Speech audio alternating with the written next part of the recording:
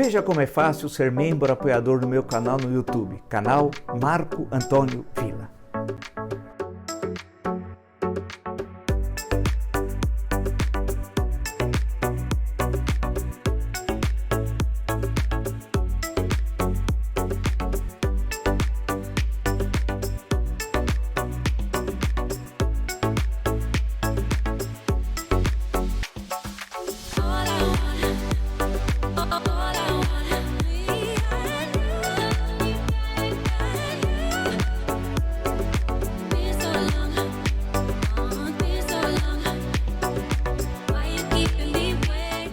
Olá! Estamos começando o nosso encontro de hoje, agradeço 652 mil inscritos no meu canal, muito obrigado mesmo. E estamos nesse andar da carruagem aqui no canal, se aproximando a 125 milhões de visualizações. Muito obrigado mesmo.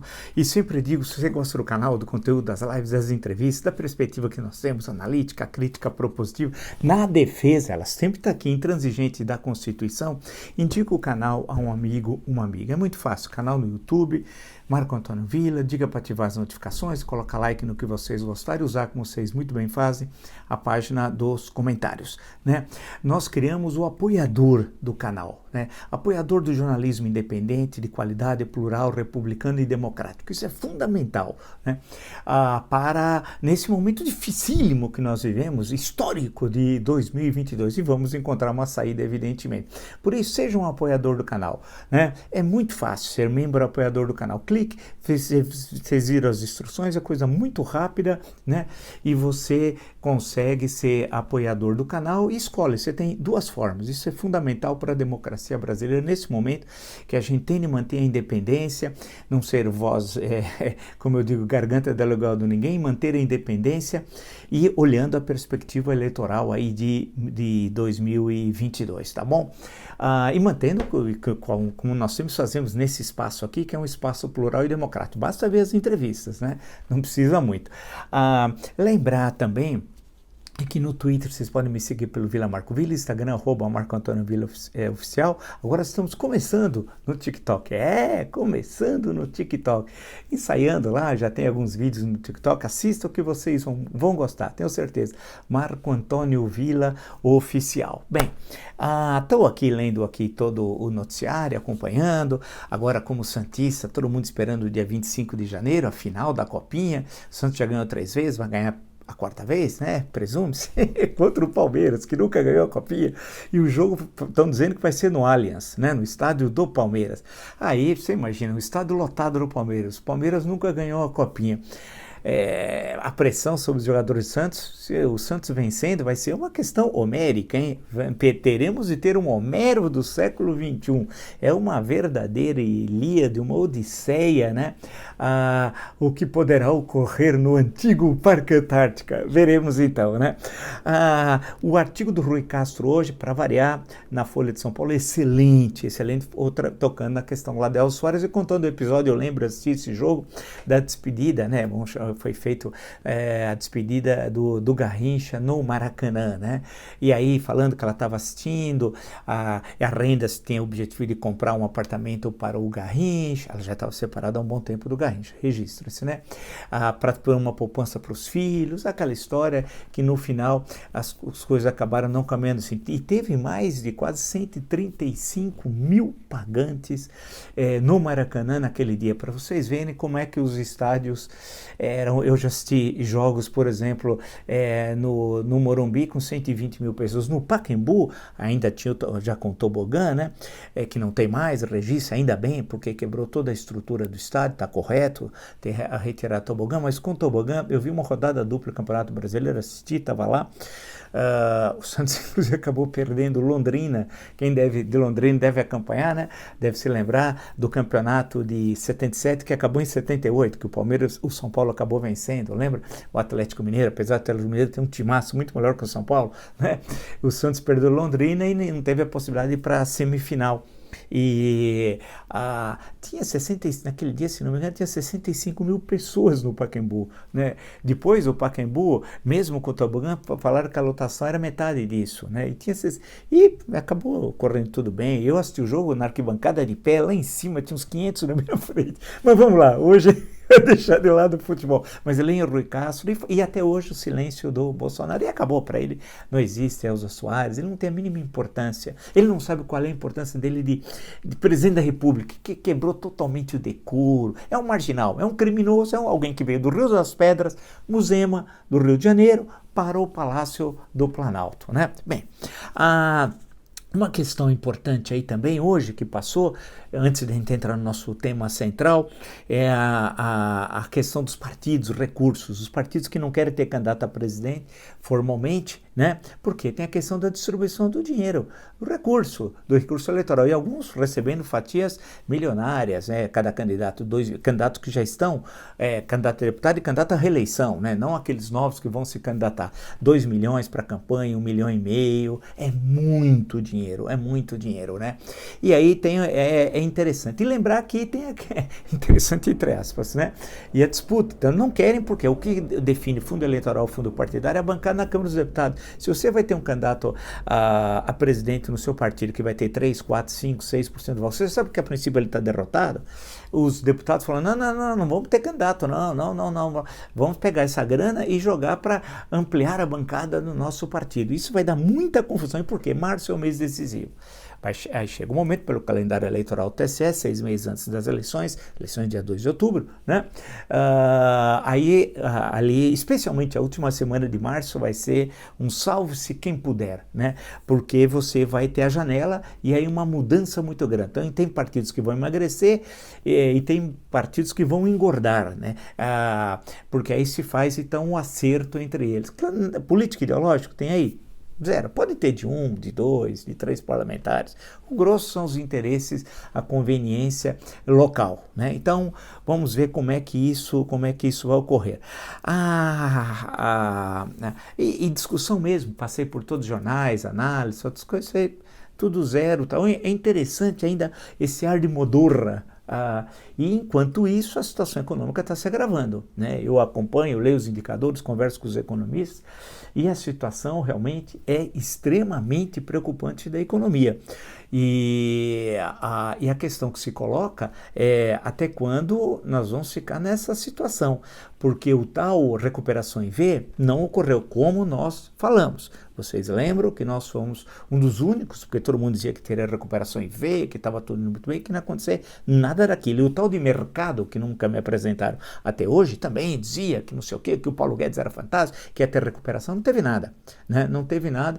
Nós vimos que ainda não fecharam-se as contas de 2021, mas caso alguns falam que aquela história do crescimento de 5,5 que falava, pode ser o cavalo da chuva, alguns falam em 4,8, lembrando da recessão, da severa recessão de 2020, e apontando que esse ano devemos ficar, os realistas falam entre 0 a menos 0,5. É complicadíssimo, né? O auxílio votar também é insuficiente, então a tendência é manter uma taxa de desemprego ainda muito alta, inflação que vai ser controlada, eles vão começar a subir a taxa Selic, e aí é terrível para a economia também controlar dessa forma, né? Evidentemente que ninguém mais pensa em ter inflação como tivemos no passado. Portanto, é uma situação no campo econômico que achar que há uma vitrine econômica para o governo Bolsonaro, para o processo eleitoral, zero, não vai ter, isso acabou, tal. Isso já está muito claro e nós sempre insistimos nesse ponto. Agora, a questão que está se colocando no momento, e ele vai, por isso que eu falei, o Bolsonaro precisa agravar a tensão política porque ele está isolado. Certo? Ele está isolado, os apoios vão diminuindo, e essa necessidade de agravar a tensão é a lógica infernal do extremismo, porque ele vai falar cada vez mais para cada vez menos, só para o chamado bolsonarismo raiz, algo que eu venho falando de há muito. Outros estão falando agora, tudo bem, mas nós estamos falando de há muito. E isso não é só o discurso precisa ter alguma contrapartida na ação governamental. Então, nesse cenário, e agora isso já está bem claro, né, em que ele se mantém cada vez mais isolado, precisa radicalizar os discursos, falará cada vez mais para cada vez menos e colocará em prática uma parte, ao menos, desse discurso. E qual é o foco central agora, né, especialmente? A questão da vacinação. Vamos lá então. A questão da vacinação vai ser certamente a pedra de toque do discurso extremista nazi, fascista, bolsonarista. E temos já referências disso. Inclusive, eu não sei ainda porque não vai dar repercussão, claro, o fim de semana diminuiu, a segunda-feira essa coisa vai explodir. Citando o Globo, em nota técnica, a secretária do Ministério da Saúde diz que vacina não tem efetividade. Vocês não ouviram errado, não. Em nota técnica, secretária do Ministério da Saúde diz que vacina não tem efetividade. Meu Deus! Mas hidroxicloroquina tem. Quer dizer, o gabinete paralelo, aquele que a CPI da pandemia, a grande CPI, mais importante CPI do século XXI, mostrou, né? Aquela turma fantástica, né? Sumiram, muitos caíram fora, foi para o exterior, né? Tudo aquilo, o gabinete paralelo se transferiu com o Queiroz, ex-médico, como bem diz o Rui Castro numa das suas crônicas, né? O Queiroz, ex-médico, trouxe o gabinete paralelo para dentro do Ministério da Saúde, para os cargos oficiais. Aquilo que é paralelo virou oficial. É inacreditável. É inacreditável. Ou seja, vamos ler aqui. O secretário de Ciência, Tecnologia, Inovação e Insumos Estratégicos do Ministério da Saúde, o Hélio Angotti Neto, afirmou em nota técnica, que vacinas contra a Covid-19 não têm efetividade nem segurança demonstradas. Meu Deus! Mas que a hidroxicloroquina tem. A afirmação contraria a posição da Organização Mundial da Saúde, da Agência Nacional de Vigilância Sanitária, Anvisa, e dos especialistas. Ou seja, vocês estão entendendo? Tudo que foi feito até agora, graças a Deus, começando aqui com a Coronavac, com a primeira vacinação, vocês acompanharam, né, o sofrimento, a alegria que foi, né, e aí começou esse processo de vacinação, depois dupla, tripla, eu já tomei 3 vacinas, não sei, 3 doses de vacina, não sei o que aconteceu com vocês, a vacinação infantil, espero que todo mundo tenha se vacinado, evidentemente, a vacinação infantil, agora, o que eles fizeram? Como eles foram perdendo todas as batalhas, e a última é da vacinação infantil, eles foram comemorar o episódio de Lençóis Paulista e estão lamentando até hoje, porque o Bolsonaro chegou a ligar para o pai da criança e mandou para lá o Queiroz, o ex-médico, e a Damares, aquela que era mestre em direito constitucional, tinha falsificado com ele, mestre em direito constitucional. Foram ver, ela não tinha mestrado nenhum. Ela falou, não, vocês não entenderam, em nome de Jesus, Deus o comando. É mestre no sentido de Paulo, São Paulo, que nós somos, Paulo de Tarso. Aí eu fiquei pensando, mas o que ela quer? Aí, não, ela não... Por quê? Primeiro, não tinha um curso de Direito, uma graduação em Direito. Segundo, não tinha pós-graduação. Terceiro, não tinha Constituição no Império Romano. É de uma picaretagem, em nome de Jesus, Deus o comando. Que figura ridícula, patética era essa senhora, como diria Jano da Silva Quadros, né? Então, mandou a Damares e o Queiroz para lá, para só esposa, que voltaram tristes, certamente. Porque já foi visto que, infelizmente, a criança tem uma síndrome que era desconhecida. E agora, claro, está se recuperando, graças a Deus, né? E eles no fundo estão lamentando. E o Bolsonaro está lamentando porque ele ia querer a morte da criança. Nós temos na presidência da República, um presidente da República que é a nossa morte, a sua, a minha, a nossa. Ele lamentou, ele não comemorou tantas vezes morte? Comemorou tantas vezes morte, comemorou muitas, né? Do experimento da terceira fase da Coronavac, ele não deu pulo de alegria com a morte. Houve um caso de um suicídio que não tinha nada a ver com o experimento. Ele não brincava aquela história que a pessoa morre. Ele fez, tem um vídeo, aí a pessoa, né, gozando a história da ozonioterapia, lembra aquela palhaçada, aquela coisa ridícula, que ele falava, eu vou chegar na tua cidade se dirigindo, aquele pessoal ridículo que vai lá no cercadinho, daqui 20 anos o mundo vai rir desse período, viu?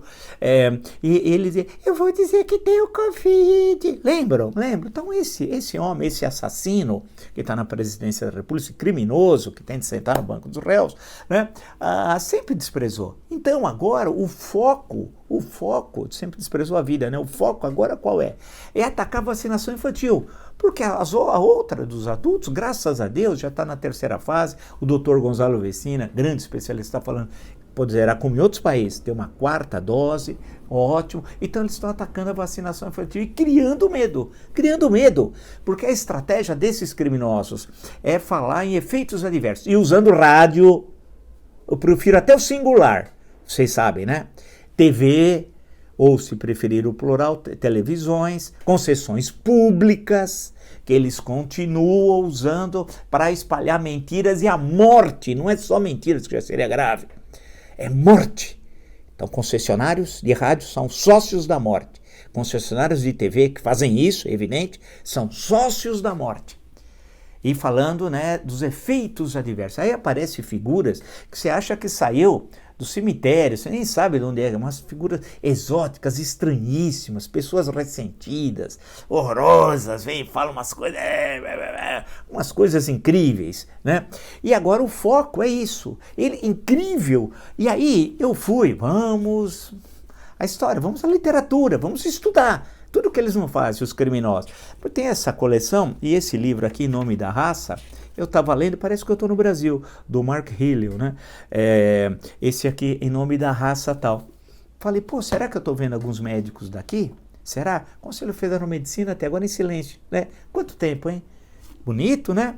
Aí fui olhar esse, mais duro, Médicos Malditos, do Christian Bernard, que nós estamos tratando do nazismo, né? Que é de arrepiar os cabelos as experiências médicas. Se eu só mostrar fotos aqui para você, não vou nem mostrar, né? Que nem vale a pena, né? Para não estragar o nosso dia. Então, nós temos um nazismo na medicina brasileira. E é terrível que nós somos assim. Uma nota dessa, contrariando todo o saber científico, todo dizer que vacina faz mal e tem que tomar hidroxicloroquina, é inacreditável. É inacreditável, é mais do que o gabinete paralelo fazia, é mais, e pior, dentro do Ministério da Saúde, numa norma técnica. Então agora o foco do criminoso Bolsonaro e do Surcrim, né, o ataque à saúde pública, criando tensão, mas pode aguardar. E aí eles vão cada vez mais se radicalizando, porque note, a vacina vai se transformar novamente, como até eu coloco como resumo até do que nós estamos conversando, agora de forma mais radical. Vai ser peça do discurso extremista de Bolsonaro e sua caterva. Então você tem um processo de radicalização. É um negócio assim inacreditável. Concomitante a isso, essa questão da vacinação, criando esse medo, porque o extremismo precisa criar o medo e o caos. Isso é fundamental para o entendimento de vocês.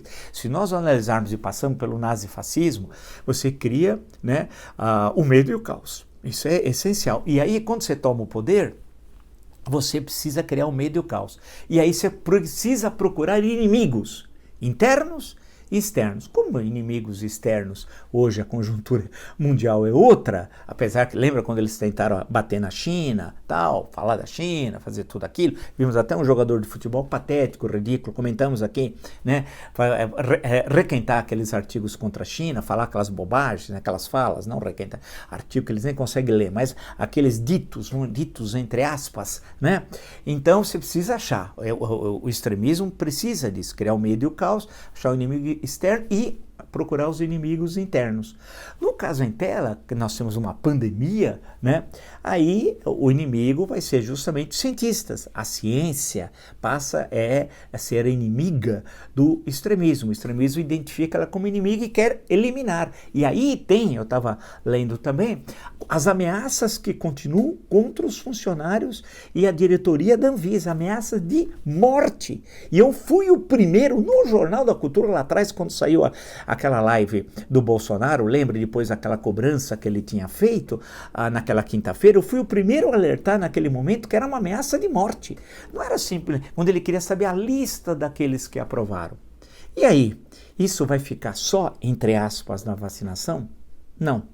A tendência, e nós infelizmente sempre acertamos nisso, faço questão só de falar, porque não é fazer o engenheiro de obra pronta, longe disso. A tendência é que, concomitante a esse violento ataque à vacinação e criando essa balbúrdia com reflexos terríveis na economia, na vida das pessoas, no medo dos pais, mas se coloca naqueles pais que têm menos informação, né? Porque, claro, os pais que têm informação não vão ir atrás de médicos nazifascistas, ou do que o Bolsonaro fala, ou do ex-médico Queiroz, como diz o Rui Castro. Não. Em hipótese nenhuma. Ele vai, como é que vai agir? Ele vai vacinar, como historicamente o Brasil é o país que mais vacina no mundo. E a nossa história é a história da vacinação. Vocês devem se lembrar quando nunca tivemos problema em relação a isso. Nunca! A primeira vez é com criminoso Bolsonaro, isso nunca tivemos, isso nunca foi um problema nosso, né? Então agora, ao concomitante a isso, vai retomar o ataque às instituições, né? E esse ataque às instituições, na radicalidade discursiva, e isso é importante, insisto, na nossa conversa de hoje também, a radicalidade discursiva tem de passar do discurso, em alguns momentos, para ação. Né? Porque ele vai falar, isso é central, cada vez mais para cada vez menos. Então é um processo de radicalização discursiva, mas que precisa de atuação prática. Isso aí é central, de atuação prática. E aí vem então, portanto, no momento da atuação prática, ações como essa da vacinação, que vai precisar ter como resposta a presença das instituições. Por exemplo, se for o caso provocado, registre-se o Supremo Tribunal Federal. Né? Aí, perceba a interligação das coisas. Né? Aí, na hora que o Supremo entrar, quando demandado, quando provocado, e essa questão, podemos chegar a um problema caótico no campo da saúde pública em relação a milhões de crianças, como nunca na história do Brasil, faço questão de deixar isso muito claro, o Supremo vai precisar entrar em campo, caso provocado, e será, tudo indica, se essa medida maluca de nazifascistas for adotada, contrariando toda a ciência mundial. Faço questão de repetir. Aí vai ser necessária a resposta, vai ser inevitável. E nesse caso, o Supremo vai entrar, e aí ele vai usar, perceba como as coisas, eu estou falando do isolamento político dele, está derretendo, a economia não pode ser vitrine num país com tantos problemas sociais, portanto derrete ainda mais, politicamente falando. Aí começa o discurso extremista violento, usa da questão da vacinação, aí chegam as instituições. Perceba como está tudo interligado?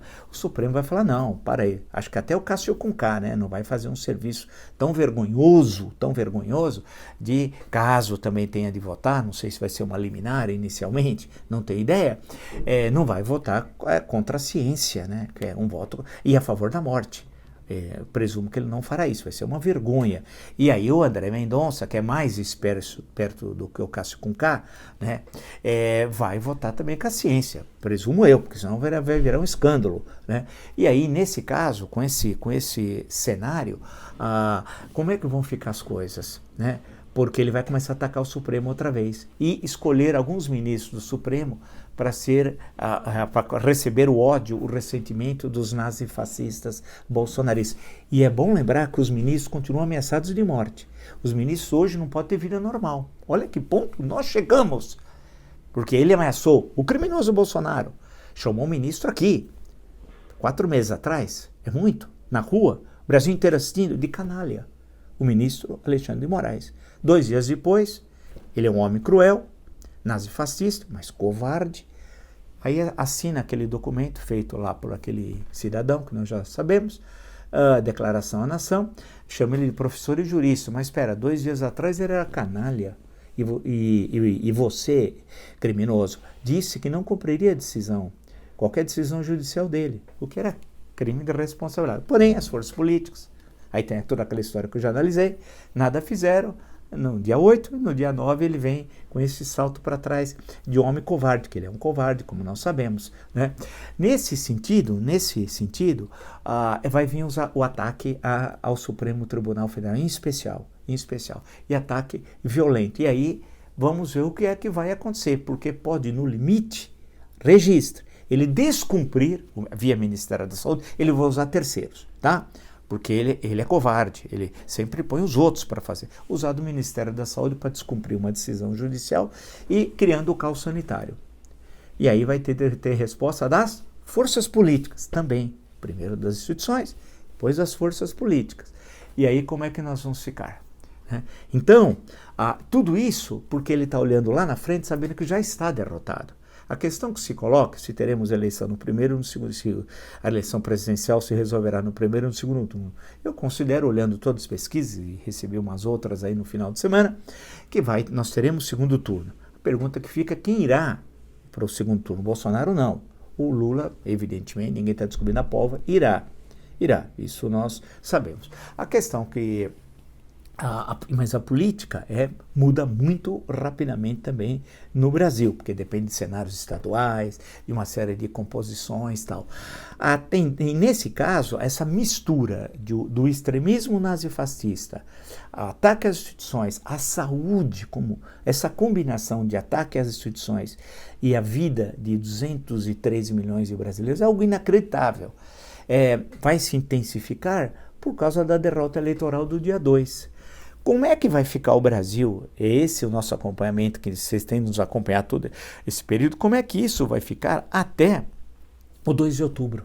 Até o 2 de outubro. Lembrando que no meio vai ter toda a preparação de fake news feita pelo criminoso Carlos Bolsonaro, né, que é a serviço do pai, chefe da quadrilha, que vai estar montando todo esse esquema de produção de fake news. E lá fora, vi Steve Bannon, que eu fui sempre o primeiro também a destacar isso, registre-se, daquele esquema de ataque cibernético ao Tribunal Superior Eleitoral, especialmente para culminar no dia 2 de outubro. Eles vão fazer tudo para tirar do ar, criar problemas, etc. E lá fora produzir as fake news, porque para a extrema-direita mundial, a eleição que interessa nesse ano de 2022 é a eleição do Brasil. E quem está a serviço da extrema-direita mundial, portanto é um traidor da pátria, é o Jair Bolsonaro e sua Orcrim, né? E com muito dinheiro lá fora, de milionários nazifascistas. E esse Steve Bannon é um pilantra. Lembra que ele foi preso, ele passou a mão, roubou o dinheiro, ele é um ladrão. Como? Os nazifascistas são lá, o Bolsonaro não é um ladrão. Peculato é uma forma bonita de falar desvio de dinheiro público. Não é desvio, ele é roubo, ele é ladrão. Bolsonaro é ladrão. Ponto. Isso tem de ser visto. Bolsonaro é ladrão. A gente fala peculato, as rachadinhas, formação de quadrilha, lavagem de dinheiro. Com a segunda mulher, em 10 anos comprou 14 imóveis com dinheiro vivo. Mas aí o pessoal olha peculato, fala, o que é isso? Deve ser um amigo dele, amigo do Queiroz, o peculato. Não, ele é roubo, é ladrão. Bolsonaro é ladrão, ponto. Isso que tem de ser visto. Bolsonaro é ladrão. Então, aí eles estão usando o traidor da pátria, o ladrãozinho, como instrumento dessa organização terrorista chamada Movimento. Em resumo, vendo todo o noticiário de hoje, traçando essa perspectiva desse momento, né, o momento como parte do movimento da história, ele vai agravar, ele precisa, dado o isolamento e a inevitável derrota, né, ele precisa agravar a tensão política, criar o caos e o medo, e mais a morte, o caos, o medo e a morte.